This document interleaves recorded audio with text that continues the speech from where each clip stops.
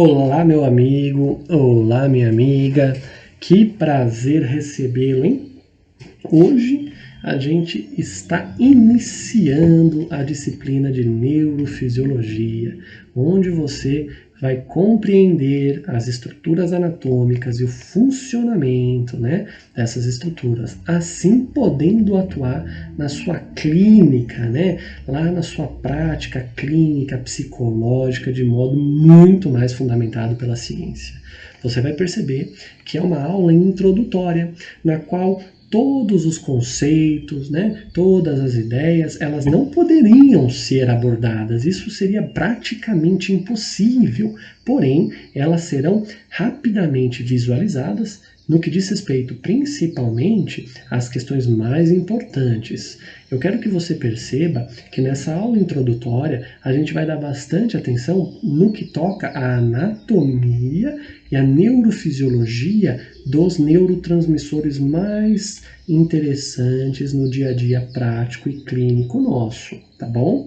Não quer dizer que não vai ter coisa mais aprofundada no futuro que se aproxima. Teremos, será essencial.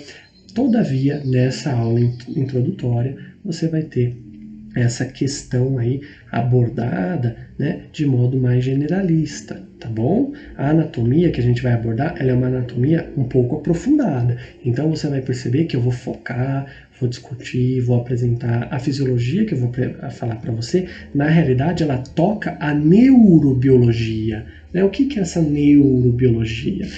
A formação dos neurotransmissores, as suas funções, tá, pessoal? As áreas corticais que eles atuam. A gente vai falar um pouquinho sobre isso, Tem artigo bacana, tem artigo bom que vai ser apresentado a você. Eu espero de verdade que você aprecie essa aula, tenha aí uma aula bacana e goste, tá bom? É muito fácil falar comigo, é muito fácil entrar em contato comigo. Você já deve ter o meu e-mail, você já deve me seguir nas redes sociais e você já deve ter, em alguns casos, até o meu contato pessoal. Caso você tenha alguma dúvida, escreva, me pergunte, porque assim a gente vai conseguir aprender muito mais, você vai conseguir avançar muito mais dentro dessa temática. Volto a destacar, é importante compreender a neurofisiologia, a neuroanatomia, é importante compreender a neurobiologia para a sua prática clínica, tá? Então, procure sempre, mas sempre mesmo, associar a contextos clínicos que num futuro muito próximo, vão acontecer, tá bom? Então, eu quero que você de início, antes da gente começar a falar de qualquer coisa que diz respeito à anatomia, à fisiologia, que diz respeito a qualquer questão biológica, vamos falar assim, eu quero que você observe as imagens que vão vir a seguir e pense, a gente está aí numa certa distância, mas eu quero que você pense quais são os efeitos que essas imagens lhe causam, tanto os físicos quanto psicológicos. Provavelmente os efeitos físicos, eles serão muito pequenos, talvez nem existam, Por quê, professor? Porque não está envolvendo outros sistemas neurosensoriais, como o som, Você tem medo num filme de terror? Muito porque repentinamente aparece um monstro associado a um som agudo, ou um som retumbante que sai ali do alto-falante da televisão e do cinema, É uma associação de estímulos neurosensoriais que causa aquele efeito físico de palpitação, de medo. A música do filme de terror, ela pressupõe, sabe aquele filme, por exemplo, Tubarão, que nem é de terror, mas aquela música pressupõe que algo vai acontecer e aí o seu corpo imediatamente ele passa a responder dessa forma, Nesse caso, eu vou te apresentar algumas imagens, elas não têm como lhe causar efeitos físicos tão severos. Primeiro, porque eu não sou um sonoplasta capaz, de fazer uma música semelhante à do tubarão prestes a atacar um banhista. Isso eu não tenho como fazer.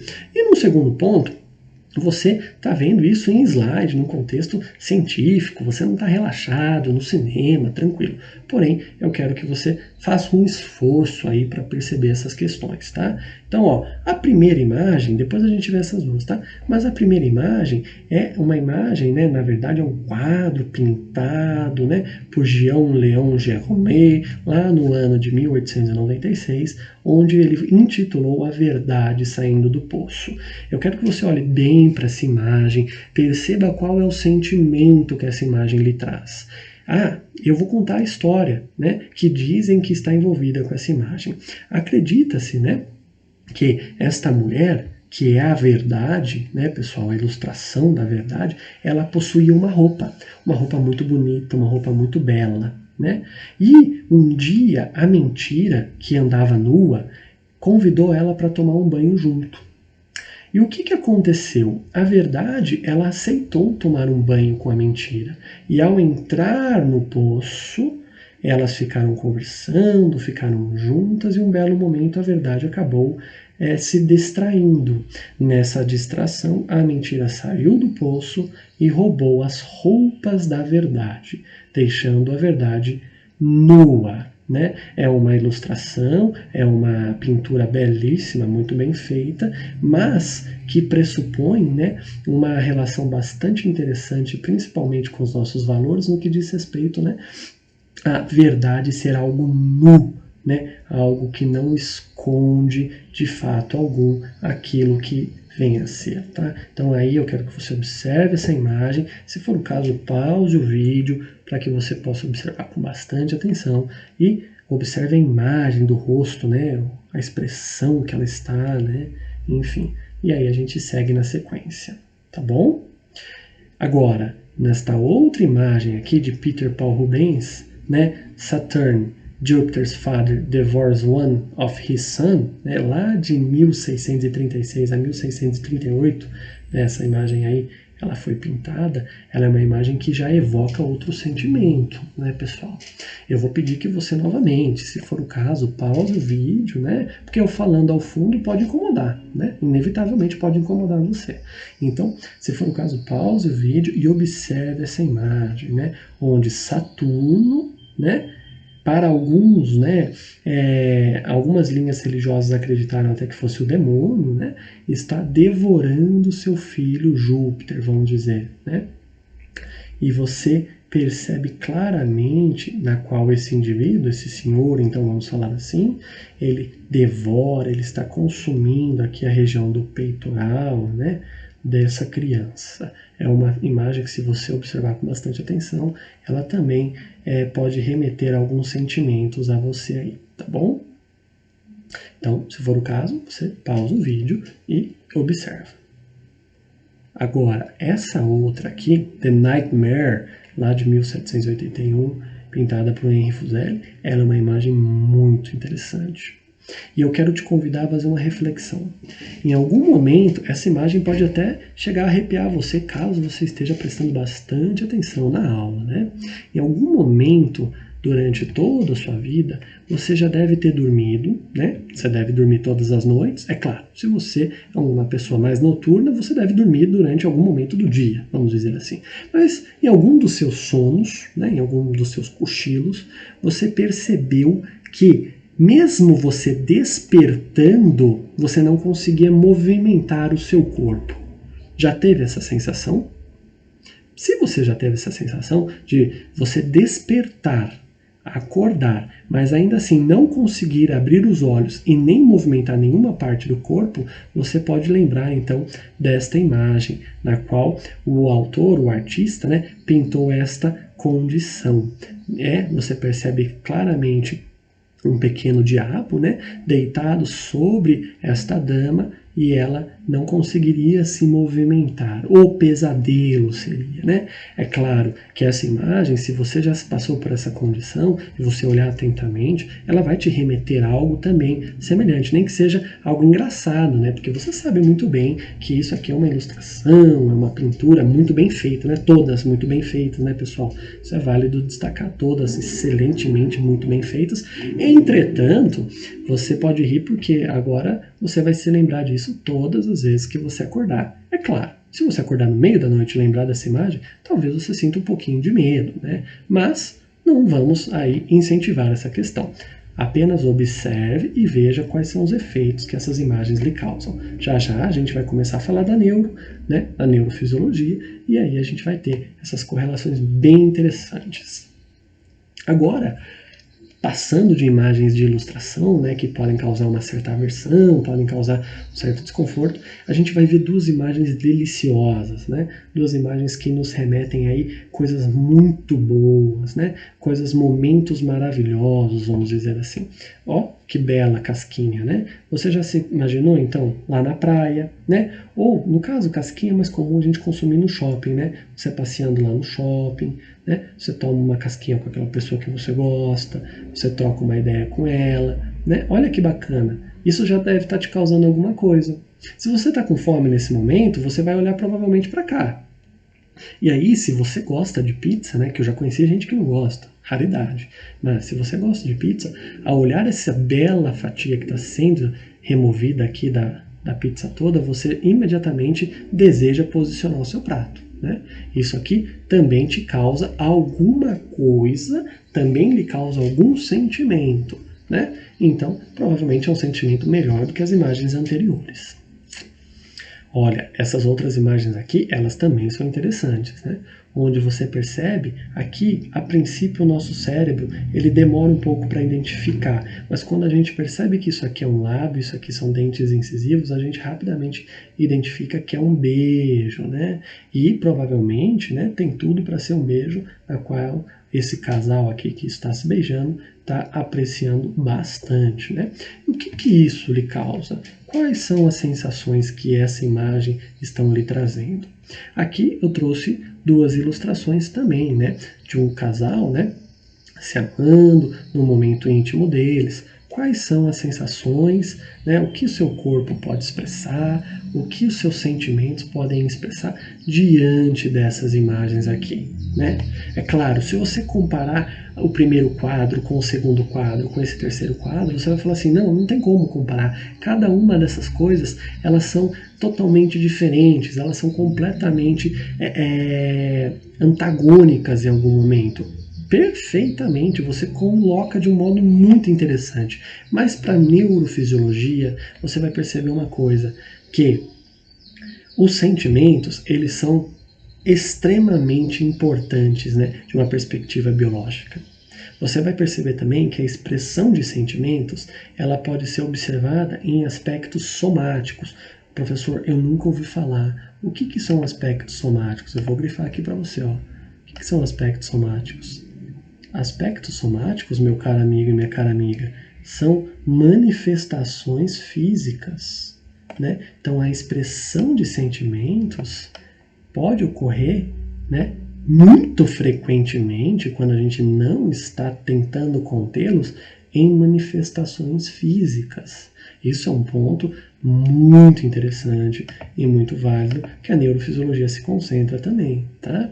Ou seja, lá que eu estou explicando, né? Modificações físicas do indivíduo. Ou seja, quando você percebeu as imagens, variou a sua frequência cardíaca de alguma forma? Professor, nem tenho noção que é frequência cardíaca. Não se estressa, eu te explico. O que é a frequência cardíaca? O quanto que o seu coração bate num determinado período de tempo. Então, se você vai aferir a frequência cardíaca, você vai contar quantos batimentos teve, né? Quantas sístoles teve, então, para ser mais exato, né? Durante 1 minuto, por exemplo. Então, variou essa quantidade. Antes estava, por exemplo, 60. Depois que você viu alguma determinada imagem ou uma determinada pessoa, né? Vamos sair agora um pouco do contexto do slide. Vamos pensar quando você vê uma determinada pessoa. Pense em alguém que você gosta muito. Mas não alguém que você já esteja há um tempo. Pense em alguém que você gosta muito, você tem grande atração, porém você não tem condições de se aproximar dessa pessoa por qualquer motivo que seja. Essa atração pode ser, às vezes, uma atração negativa, né? No sentido você não gosta dessa pessoa, mas mesmo assim você pensa nela com uma certa frequência. Ao pensar nessa pessoa, ao ver essa pessoa, varia a frequência cardíaca, aumenta o número de batimentos cardíacos naquele determinado período? Se sim, você está tendo uma expressão, né, do sentimento por vias somáticas, você está modificando o seu físico, entende? Outro ponto interessante que também modifica, né, conforme aí a gente tem a expressão de sentimentos, a pressão arterial, ela pode oscilar, tanto, né, que quando uma pessoa querida morre, você pode até ter quedas de pressão e passar muito mal, severamente mal, tá? Um outro ponto legal é esse aqui, ó, a respiração. Eu vou te pedir uma gentileza. Eu quero que você faça o seguinte, né, após o término desse vídeo, se você conseguir lembrar, vá, procure na internet, aí no YouTube mesmo, né, um vídeo de rock and roll, uma música bem agitada. E perceba como a sua respiração se comporta. E depois coloque uma música mais calma e perceba como a sua respiração se comporta. Né? Eu não estou falando que uma música é melhor que outra, perceba, eu só estou falando para você identificar como o seu corpo se comporta diante, né, de sentimentos e de estímulos, no caso da música, tá bom? Um outro aspecto que também é uma manifestação somática de sentimentos é a sudorese. Por exemplo, quando você foi fazer a prova de vestibular para entrar na faculdade, você percebeu que você estava suando muito? Se você estava suando muito, é porque você estava ansiosa para fazer justamente a prova. Ou seja, é uma manifestação somática, entendeu? Olha, isso aqui é um ponto bacana também. Quando você foi ficar com aquela pessoa que você tanto gosta a primeira vez, né, e caso ainda não tenha ficado quando acontecer, você vai perceber que naquela primeira vez a boca vai secar. E isso é extremamente desagradável, tanto para você quanto para ela, né? Porque a dela também vai secar com toda certeza. E aí o que vai acontecer, meu caro amigo e minha cara amiga? Você está tendo uma ativação extrema do seu sistema nervoso, principalmente um que a gente vai aprender adiante nessas aulas, chamado de simpático, né? Na qual você está tendo aí, de certa forma, a modificação, né? O aspecto somático de um sentimento de ansiedade. Entendeu? O trânsito intestinal, né? Ou seja, o quanto que você evacua também pode ser influenciado pelo sentimento que você sente, não só num momento, mas em vários momentos, tá, pessoal? Então, esses, né, são alguns exemplos, né, de manifestações, aspectos somáticos observáveis, né, diante de sentimentos variados, tá bom? Compreender o funcionamento do sistema nervoso e sua organização podem auxiliar na identificação e no tratamento dessas características quando elas se tornam disfuncionais. Então, vamos pensar num contexto prático. Você vai estar atendendo uma pessoa no seu consultório, né? Ou se você for trabalhar numa UBS, num CAPS, você vai estar atendendo uma determinada pessoa, um grupo de pessoas, e quando você perceber expressões, variações, ou modificações físicas, né, aspectos somáticos, diante de uma determinada condição que é imposta ali, que é comentada ali, né, enfim, diante de uma determinada situação que se desenvolve, você vai conseguir identificar provavelmente um padrão, né, neurofisiológico associado a aspectos anatômicos que aquela pessoa possui. Então, toda vez que você estiver atendendo uma determinada pessoa, essa pessoa, quando toca num assunto, você percebe que ela tem a boca seca, né? Ela tem aumento da frequência cardíaca identificada por você por uma maior dificuldade de respiração, né? E você percebe que ela passa a suar muito, você sabe que aquele assunto provavelmente é delicado, é um assunto complexo para aquela pessoa. É claro, pessoal, vocês vão aprender isso tudo em detalhe, a gente vai ver o que acontece, quais são os mecanismos e como o corpo se comporta de fato. Né? Eu estou sendo generalista, eu estou sendo abrangente, mas é só para você entender a importância e uma possível aplicabilidade, tá bom? Então, ó, aqui tem alguns exemplos, né, de manifestações físicas de sentimentos, ou, no caso, né, às vezes a pessoa pode ter consumido alguma coisa ilícita aí. Então, a dilatação pupilar, né, essa pupila ela foi amplamente dilatada, ó, tá vendo? Essa pessoa ela pode ter visto algo que acelerou absurdamente o coração dela. Aí a gente vai falar da seguinte forma: teve um aumento muito grande da estimulação simpática do sistema nervoso autônomo. Olha que coisa mais linda! Olha, a gente falando difícil, né? Complicado. Mas, em termos fáceis, popularmente dizendo, essa pessoa teve uma modificação da manifestação física dela, né, teve uma modificação no sentimento que ela sente, né, naquele momento dela. tá, pessoal? Então aqui você está percebendo facilmente. Você já deve ter visto pessoas que tiveram uma pupila tão dilatada assim, principalmente quando alguma notícia bastante incomodativa foi dada, tá? É claro, se você faz uso de drogas, por exemplo, a cannabis, também há a possibilidade, né, de variações na pupila, tá bom, pessoal? Ó, dores no peito. Então o indivíduo está com dificuldade de respirar, ele sente que está com um aperto no peito, né, diante de alguma informação que chegou até ele. A neurofisiologia vai explicar que houve uma série de mecanismos neurais que ativaram variações na frequência cardíaca e caso esse indivíduo não esteja bem condicionado, de fato vai doer o peito dele, né, podendo então lhe causar complicações severas, tá? Dores, por exemplo, lombar, né, ou dores localizadas, dores de cabeça, são exemplos aí que a gente pode associar, tá bom? Eu vou falar uma coisa para vocês. Se você tiver alguma dúvida, se você quiser perguntar, fazer alguma colocação, você já tem o meu contato, você já sabe como me procurar. Então não hesite, tá? Pode entrar em contato a qualquer momento. Agora, pessoal, a gente vai falar um pouquinho da estruturação do sistema nervoso, né? No que diz respeito, então, ao tecido nervoso, aos neurônios e às células da glia. Tudo isso a gente vai estar detalhando para você.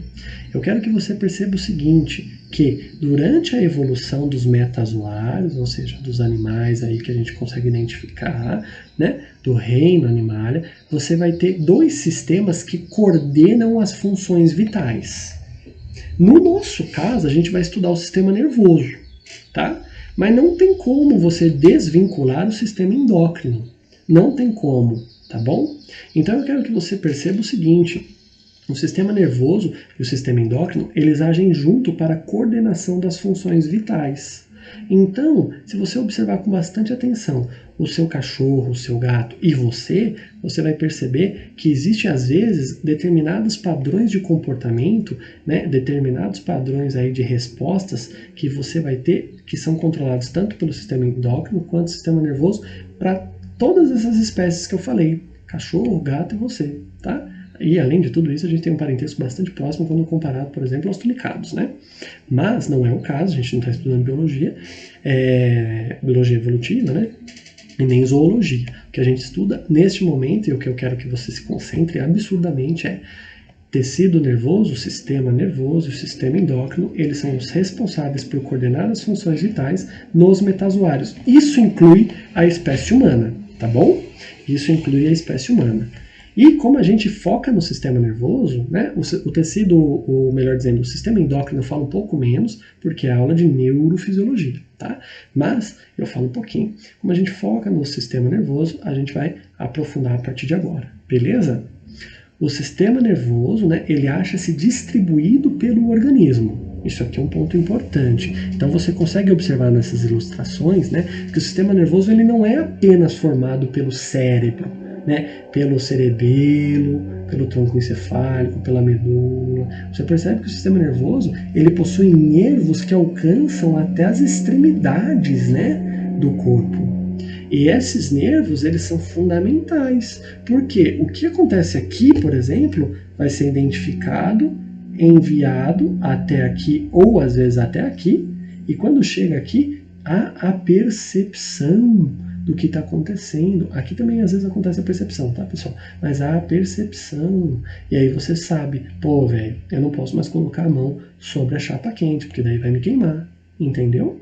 Então o sistema nervoso ele acha-se distribuído pelo organismo, né? Ele interliga-se e forma uma rede de comunicação. Isso é um ponto bem importante, né?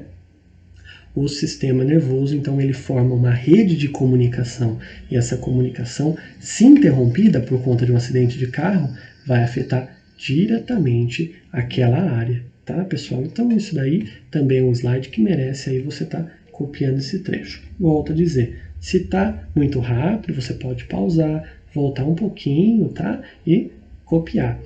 Maravilha. Caso tenha alguma dúvida, pode me mandar também. Então, anatomicamente, né, o sistema nervoso é dividido em sistema nervoso central, onde a gente vai ter então a presença do encéfalo e da medula espinal. E o encéfalo ele é constituído pelo cérebro, pelo cerebelo e pelo tronco encefálico. tá?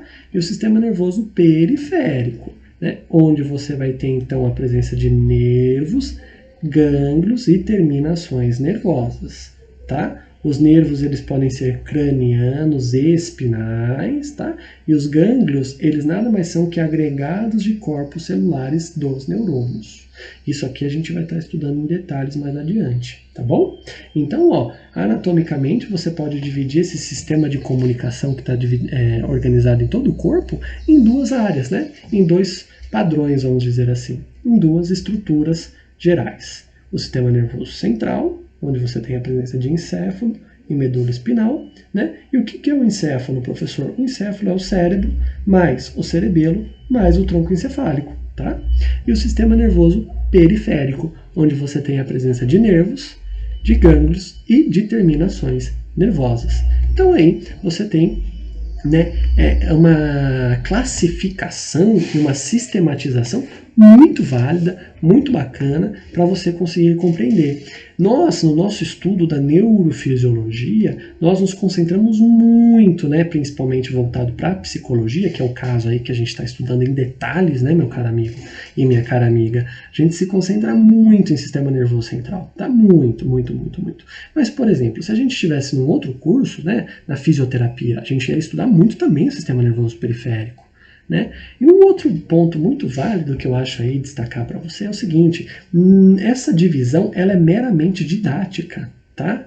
Porque funcionalmente o sistema nervoso periférico ele é totalmente associado ao sistema nervoso central e vice-versa, porque as informações chegam até o sistema nervoso central por meio dos nervos que eu acabei de mostrar para você, né? As informações oriundas lá do meio externo, né? Elas chegam por meio de nervos.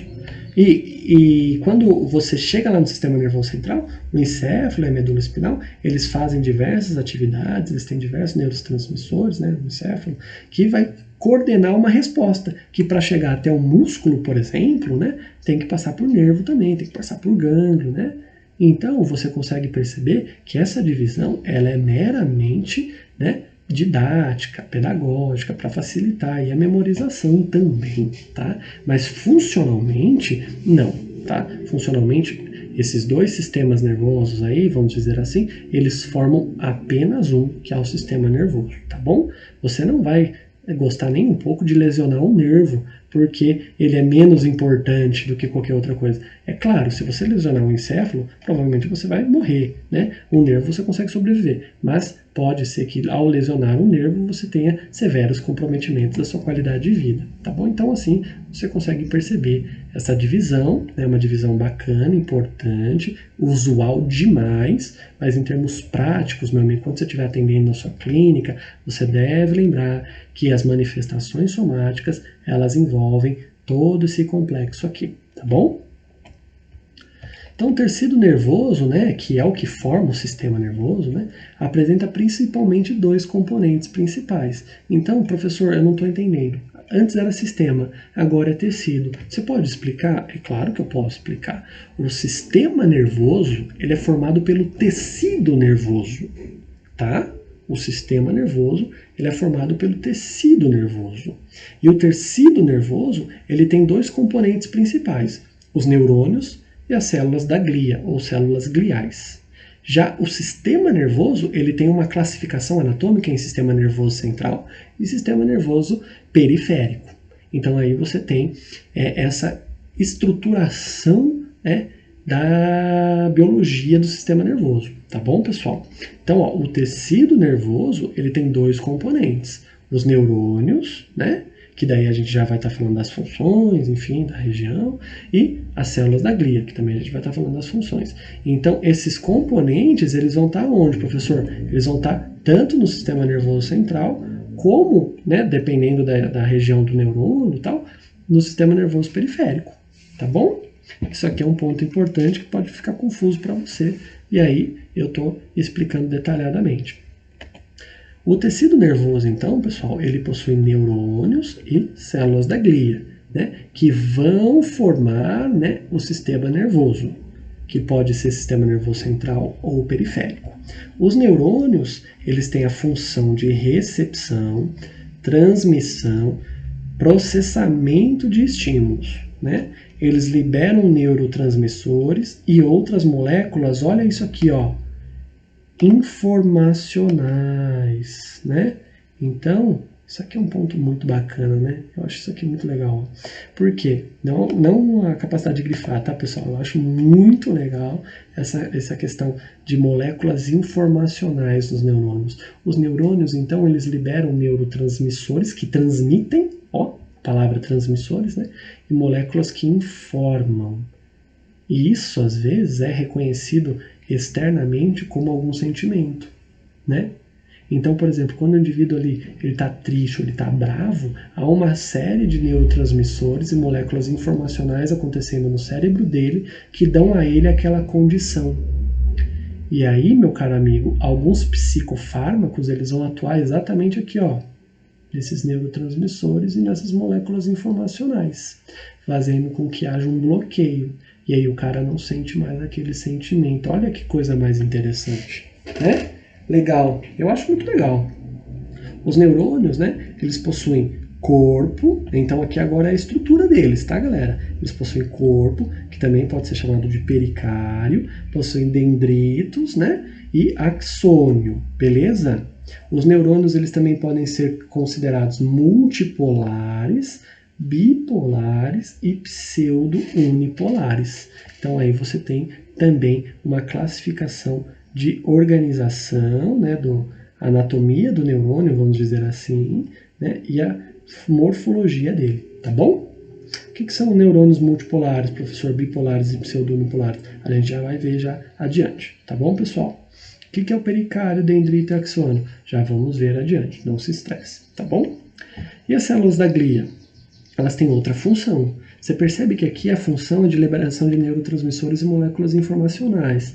Agora aqui a função é de sustentar os neurônios. Sustentar, às vezes, é simplesmente mantê-los no lugar, ofertar nutrientes, ó, funções nutricionais, né? E também auxiliar na defesa deles, ó. Porque caso eles não sejam defendidos, os neurônios, né, feita essa função aí pelos microgliócitos, eles entrariam provavelmente num processo aí de degeneração. E aí você vai ter o surgimento de várias doenças, tá? Então aí, ó, as células da glia são menos importantes? Não, pelo contrário, são fundamentais também. Não tem coisa menos importante, né? Tudo tem a sua importância. Tá bom? Então as células da glia, elas têm essas funções aqui, né, de sustentação, né, participam das funções nutricionais, do reparo e da defesa de quem? Dos neurônios e do tecido nervoso como um todo, tá? E aí você vai ter quais células da glia? Os astrócitos, a gente vai estudar eles em detalhes, células lindas, né? A microglia, né, que são as células do sistema imunológico residentes daqui do tecido nervoso. Professor, eu nunca ouvi falar do sistema imunológico. O que é sistema imunológico? É o sistema de defesa do nosso corpo, tá, pessoal? Né? E agora, durante o período da pandemia, você escuta bastante, né? Ah, o sistema imunológico ele passa a desenvolver um mecanismo de defesa para o coronavírus. Né? Você escuta essas coisas com frequência. Então, o sistema imunológico ele também está presente no tecido nervoso, como a microglia, tá? Os oligodendrócitos, né, que também são células importantes, produtoras da bainha de mielina dentro do sistema nervoso central, e as células de Schwann, que produzem essa tal de bainha de mielina no sistema nervoso periférico. Professor, o que é bainha de mielina? Já já você vai ver, não fica preocupado, não fica tenso, não, tá bom? Fica sossegado, porque na neurofisiologia a gente vai compreender quais são esses sentimentos também, a gente vai tentar discutir um pouquinho sobre isso. Então vamos lá. As regiões de um neurônio, né, pessoal? Então aqui, ó, você está percebendo que é chamado de corpo celular, onde você vai ter a presença do núcleo da célula, né? E esse núcleo, deixa eu pegar a minha canetinha, esse núcleo aqui, ó, você vai ter então a presença do que dentro desse núcleo, meu caro amigo e minha cara amiga? De material genético, né, o DNA. Eu sou um pouco lento para escrever com a canetinha aqui, mas a gente consegue. Então, nessa região aqui você tem a presença do DNA, onde você vai ter genes que vão expressar, né, eles vão armazenar as informações necessárias para proteínas, né? E quais proteínas, professor? Quais proteínas esses genes eles têm a capacidade de guardar essa informação? Você pode me fazer essa pergunta, né? Bom, pode ser um neurotransmissor, pode ser uma molécula informacional. Você consegue entender? Então, se eu modificar o DNA de um neurônio, o que vai acontecer? Vai modificar os neurotransmissores, vai modificar as moléculas informacionais. Então, o núcleo da célula que está no corpo celular é de grande importância, tá bom? Isso aí é um ponto importante para você aí, meu caro amigo, minha cara amiga. Agora, você vai perceber que nos neurônios você também tem isso aqui, ó, dendritos, né? Não é só isso não, é tudo isso aqui, ó, que se assemelham a dedos. Esses dendritos, eles são muito importantes. Por quê? Porque eles vão se comunicar com outros neurônios, ou com o axônio, né, que é essa parte aqui, ó, alongada aqui, ó, do neurônio, essa parte alongada que eu tô tentando circular, só que eu tô tremendo muito, né? Então, o axônio, os dendritos e o corpo celular é a anatomia básica, né? No corpo celular você tem a presença do núcleo da célula com o DNA, das organelas, né? No axônio você tem a presença de algumas mitocôndrias, uma grande quantidade aqui, ó, de neurotransmissores, tá? Agora há pouquinho, né, pessoal? Eu vou apagar. Beleza. Ó, agora há pouquinho eu comentei a respeito da bainha de mielina, lembra? Então, ó, a bainha de mielina está aqui, ó. São essas estruturas aqui, ó, formadas por esfingolipídios capazes de aumentar a velocidade da propagação do estímulo neural. Nossa, cara, como é difícil. Não, não é. O estímulo neural ele vai vir de um outro neurônio aqui, a gente vai estar estudando tudo isso aqui. Ele vai chegar no dendrito, ele vai entrar, né, vai ser muito bem-vindo, vai ser recomendado por todo mundo. O que vai acontecer? Vai passar pelo corpo celular, vai gerar uma série de efeitos e vai, pum, chegar aqui no axônio. Caso ele chegue no axônio que possui a bainha de mielina, em vez de percorrer assim, ó, direto, ele vai saltando, pum, pum, pum, pum, chegando muito mais rápido até o local. Para você ter uma noção, os neurônios que possuem a bainha de mielina, eles são neurônios destinados aos músculos esqueléticos, para que você movimente-se de uma maneira bem rápida. Pensa de uma perspectiva evolutiva. Você estava lá na savana com sua tribo inteira, caçando, né, qualquer animal que fosse para o jantar.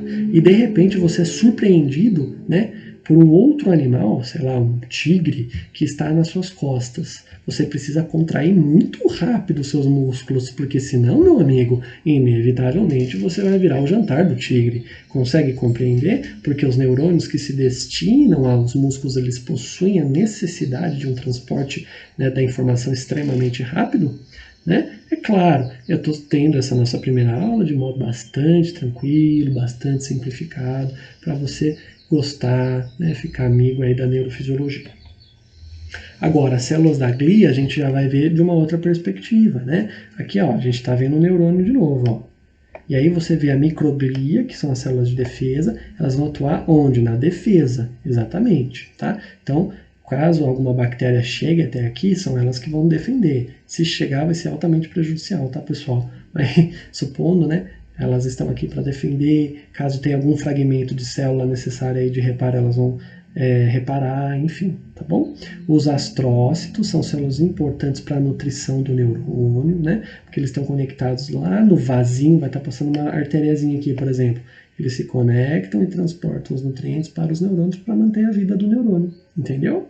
Os oligodendrócitos, eles estão lá no sistema nervoso central, né, produzindo a bainha de mielina, que eu já expliquei a função, né? E por que eu não estou vendo as células de Schwann aqui? Porque você não estaria vendo oligodendrócitos e células de Schwann muito perto, porque as células de Schwann, elas fazem a função dos oligodendrócitos, né, de produção de bainha de mielina, só que no sistema nervoso periférico, tá? Então, a nível de nervos, maravilha, agora você já está aprendendo muita coisa bacana. Então, ó, o neurônio pseudo-unipolar que a gente comentou,